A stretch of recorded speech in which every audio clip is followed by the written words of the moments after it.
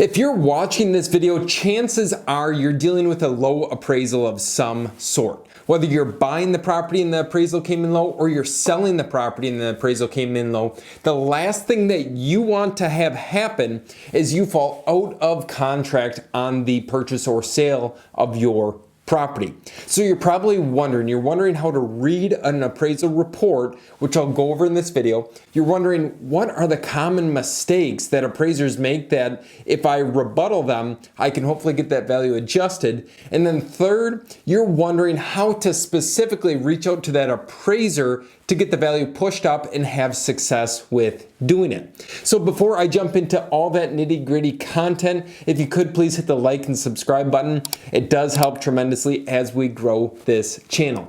But I'm going to take you through a real life scenario that we just experienced yesterday on one of our flip properties, where the appraisal came in $17,000 below the accepted offer price. So without further ado, let's jump onto my computer and get after it.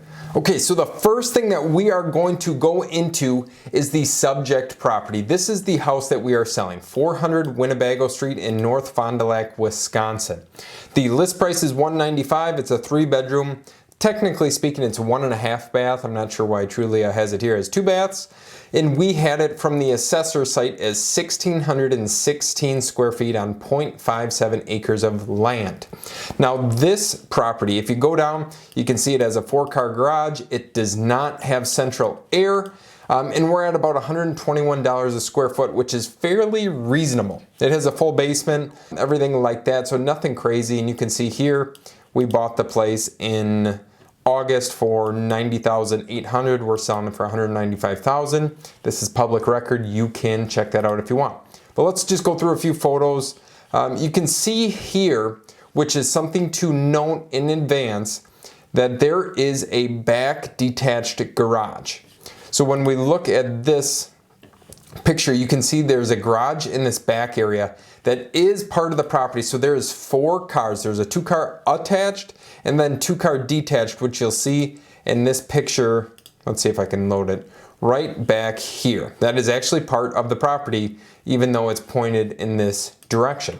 So it's something worth noting. But let's jump onto an actual appraisal report of this place, and I want to try to cover up the new owner's information. I don't think I'll be able to do that, but basically you can see here, owner of public record, CB Home Solutions. We will scroll past that really quick. Now the first thing that we want to do in the appraisal report is verify that the subject property has all the correct information, because this is what the appraiser is going to adjust off of. So it's just something to verify in advance that number one, all information is entered properly for the subject property. Okay, so going into the appraisal report, what we want to focus on is, you can see the contract price is $198,000.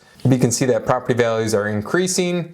There is a shortage of supply. Marketing time is under 3 months.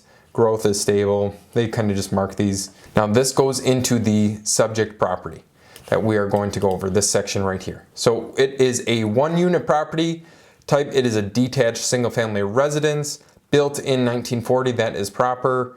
Attic is a scuttle hole, which is again proper. It's on a full basement. Basement area they have is 1,136 square feet. Sump pump, heating is forced air, no air conditioning, which is proper. They have a front porch, which again is correct.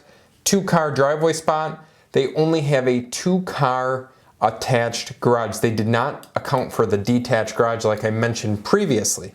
Now, finished grade square footage. There's 6 total rooms, 3 bedrooms, 1 bath, 1,520 square feet. Now, where it pops in my mind, there's 2 things that I initially saw.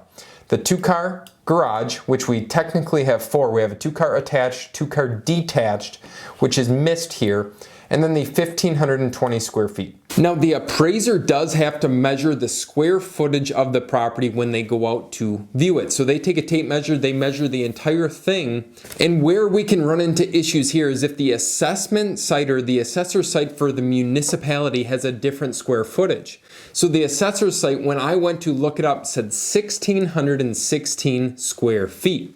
Now the appraiser is in the 1,500 and some odd square feet range. So that's a difference of about 100 square feet. So is there a mistake? Is something screwed up somewhere? Or what is going on? And we need to get down to the root of it. So let's jump on the computer again and figure this out. Okay, so something worth noting as well is he has the basement area square feet as 1,136 total square feet. So it's something worth noting there that the basement and the first floor living area should be the same. So we'll take that into consideration as we are going down. And now the second point to go off of is the comparable sales that the appraiser is using, which are done here 1, 2, 3, and then there's typically 4, 5, and 6 on another page. We want to verify that these sales are similar to the subject property, meaning that they are similar in square footage, that they're similar in location, similar in build, similar in bedrooms, bathrooms, and age of the subject property. And if they are not, then it might be best to send the appraiser better comparable sales, or have your realtor do that, because that is their job, that is their duty. But as we are going through this is where mistakes number 2 comes in, that the appraiser doesn't adjust for something specific, or they miss something specific within the report. So as you can see here, we are just going through, they have this at $130 a square foot. So on our listing, it was only at $121, but that reflects again in the total finished square footage, which I believe was mistaken right here. I had 1,600 and some, he only has 1,520. So again, something worth noting. But let's go through the site, for example. We have a 0.57 acre lot. These are 6,000 square feet, so about a quarter of the size. He adjusted $9,415 for this, so that is obviously ideal. And then he did the same for these. Now, one thing he did, location. He adjusted a minus $10,000 on each of these lots because we are on a busier road. So he adjusted down $10,000 on these comparable sales just because we are on a busier road. So it's something worth noting for future properties that you purchase or that we purchase, that again, the busyness of the road does come into effect if it's a busier street. Now going into condition, actual age, they're all fairly similar. He didn't really have to adjust for anything here. They're all within reason. Quality of construction, again, is there. They're all 2-story properties, so nothing too crazy there. So condition, he gave us $15,000 on this one, 0 on this one. These are very like kind sales. And then $30,000 on this one. So condition is a very subjective term when it comes to appraisal reports, because the appraiser is taking into consideration, okay, it takes $10, $20, $30, $40, $50,000 to update to the standard. These properties don't meet it, so I'm gonna throw some sort of binary number on it to try and adjust for it on the value side. So again, condition could come into play. Then we have 3-bedroom, 1 bath versus 4-bedroom, 2 baths. He adjusts properly for there. 3-bed, 1 bath is the same. But going into the gross living area, the square footage, you can see here he has still 1,520 square feet. We go into this. He did give for the 1 bathroom downstairs. He gave $2,000, which is nice. We did not have central air, so he took off for that.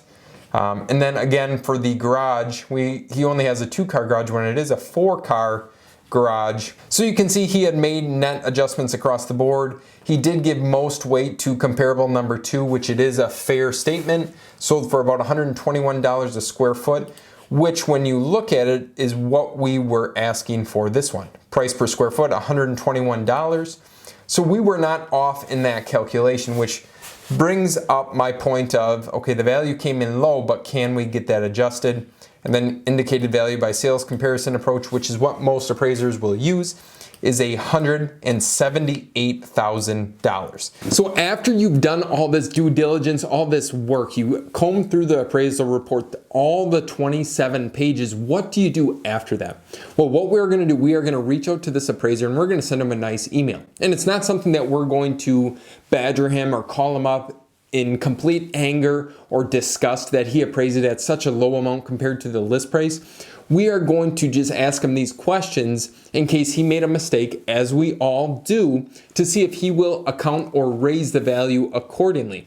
So the email is gonna just say, hi, Mr. or Mrs. Appraiser. My name's Carter. I'm the listing agent on the property in my case. And what you are going to ask him or her is you are going to just say, okay, I noticed 1 or 0.1, 2, 3, 4, 5, 6 that you noticed within the report. I am just wondering if you can clarify why these things were adjusted in this manner or not taken into consideration, or if there was an error when it came down to calculating. I know that the appraisal report came in low, and I understand that values are quite high right now, but I'm just looking for a little bit more clarification. So that is the process that you will take to getting your value hopefully adjusted up and having success with it. You want to be a good person. So if you have any questions, comment down below. I hope you found the information valuable, or at least interesting enough that you can utilize this in your business. Maybe you're a realtor watching this. Utilize this for your clients if you ever get a low appraised value. But I wish you guys the ultimate success, and I will see you in the next video.